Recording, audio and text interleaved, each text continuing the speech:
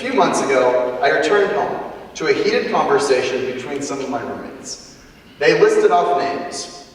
They followed each name with a brief, comically random explanation. My friend Taylor mentioned a guy who went to his high school named John. John's a Marine who knows how to fight, Taylor said.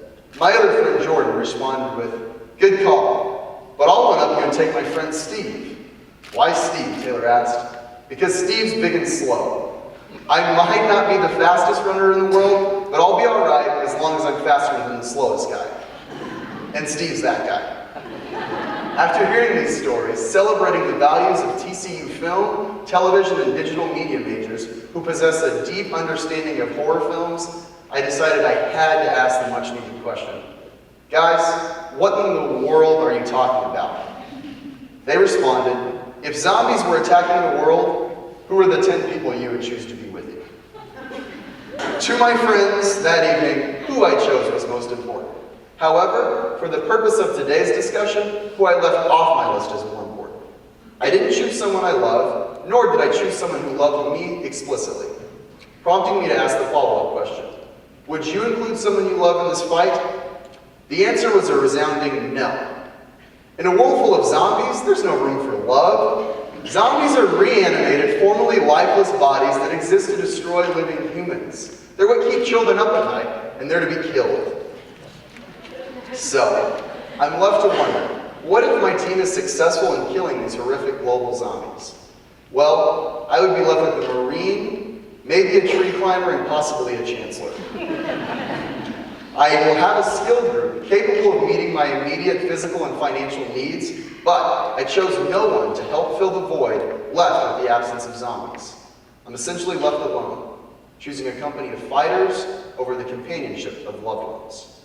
I'm left with a group that I believe to be characteristic of the millennial generation. Capable, but lacking in compassion. Talented, but void of care for their fellow man. Marked by potential, but crippled by glory seeking.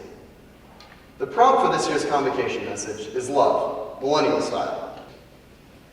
If millennials are willing to learn from the greatest generation, from Dolores, and from those among our own ranks like Greg, then we have a shot at becoming the next great generation.